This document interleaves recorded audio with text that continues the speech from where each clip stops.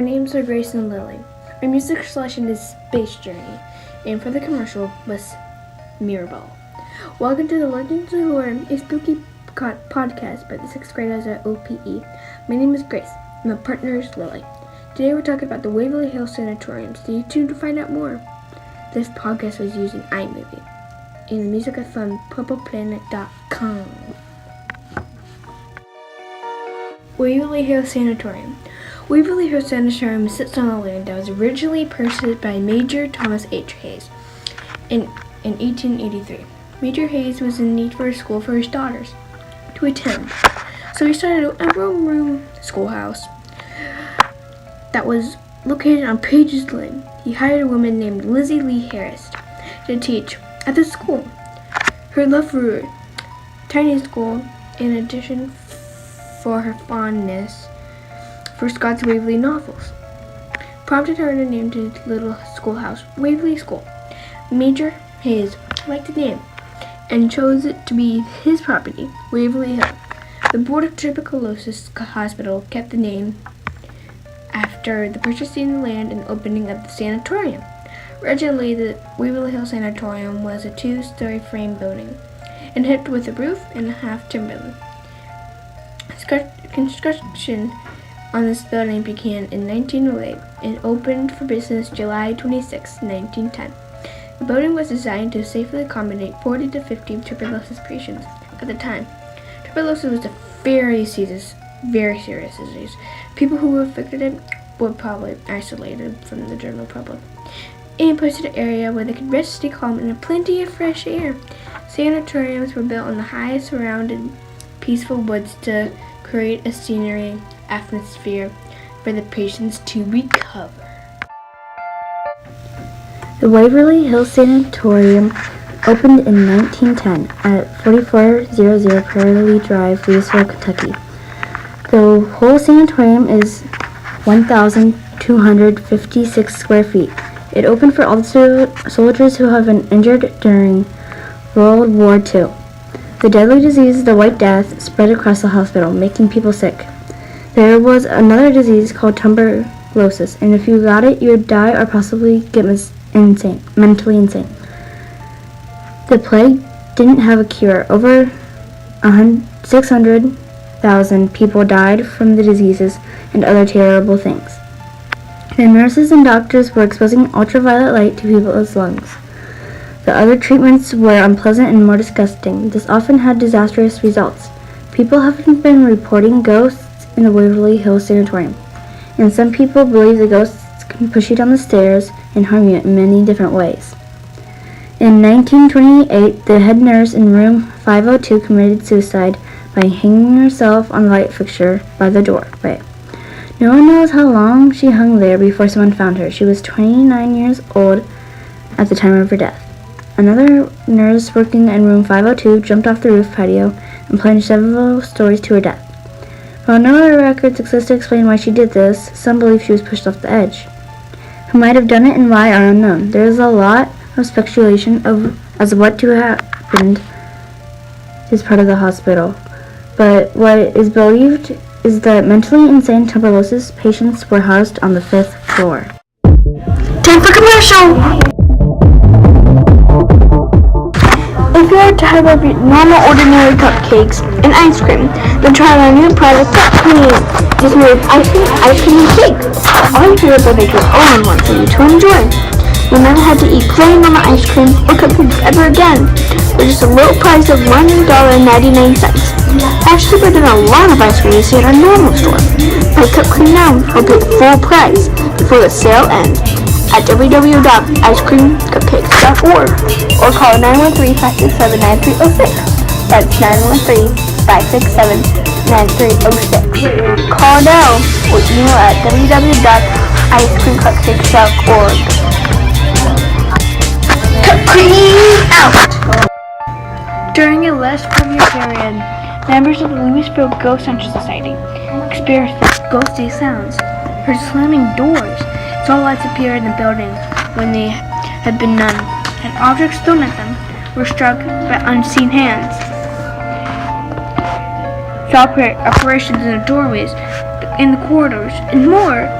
But none of the stories that I had been told could have prepared for me my visit at Waverly Hills. As we started down the hallway, somebody told me about some of the experiences that they had and had been experienced by the investigators on this floor. The experiences involved strange shapes and had been seen. And sightings started previously October, when in constructed nights, investigators would be able to see look like human shadows moving back and forth down the hallways. One of the shadows in particular actually appeared to look like around the corners at them, and had occurred at the other times as well, and happened most often when there's no flashlights were used in the corridor. The Louisville Ghost Hunter Society was completely overwhelmed by Waverly Hills Sanitorium.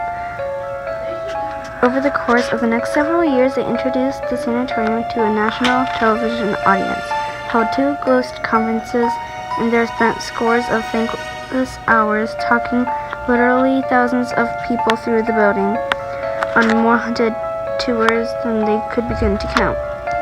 They would also, during independent investigations and tours, experience numerous incidents of paranormal activity. We had entered the floor in what I believe was the center of the building. Behind us was a wing that I was told was not safe to enter. I was not the first person to have seen this mysterious figure on the 4th floor, and it is unlikely that I will be the last. However, for me, this put Waverly Hills into a unique category, for there are not many places that I will firmly state are genuinely haunted. Before I can do that, I have my own experience, and hopefully it will be something that goes beyond a mere bump in the night or spooky photograph. In this case, I was much more than that, because I actually saw a ghost.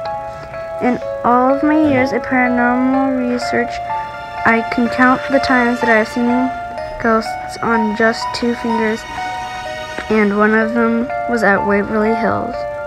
By the late 1930s, tuberculosis had begun to decline around the world. This meant that a lot of people who entered Waverly Hills weren't leaving alive. When they visited Waverly Hills, they found that the kitchen in shambles. Windows, tables, and chairs were broken, and there were puddles of stagnant water everywhere. Due to a leaky roof, the cafeteria was in a similar state of despair. Finding nothing useful, the team tried to leave, but before they could, they heard footsteps. Then they heard a door swing shut. They noticed the smell of freshly baked bread. No one else was in the building, let alone using the ruined kitchen to bake bread. There seemed to be... The body chute was the most disgusting place on earth, if you can say. The body chute is where, after the party is finished in the morgue, freezing and refreshing cold freezer. Before the invention of tuberculosis was basically a death sentence. This means that a lot of people who have entered Waverly Hills weren't leaving alive. Bodies have been disposed of somehow. The staff didn't want to do it where the patients could see.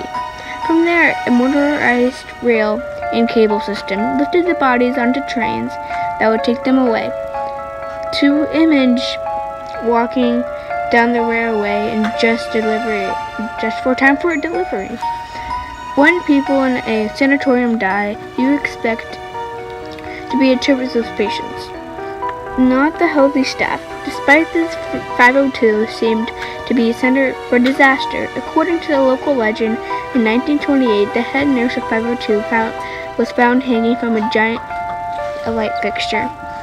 This was believed to be suicide, triggered by depression over unwanted pregnancy. No one knows how long she hung there before somebody found her. Not 4 years later, another nurse who worked at 502 jumped off the roof patio to her death. While no records of she was playing while she did this, some believe she was pushed off the edge. Who might have done it, and why, are unknown. With all of the suffering, it's not surprising that rumors of creepy dopelingers, ghostly children, dramatic forces, and more have cropped up. It is one of the most famous Kentucky ghost stories, and the haunted Waverly Hill Sanatorium is known worldwide.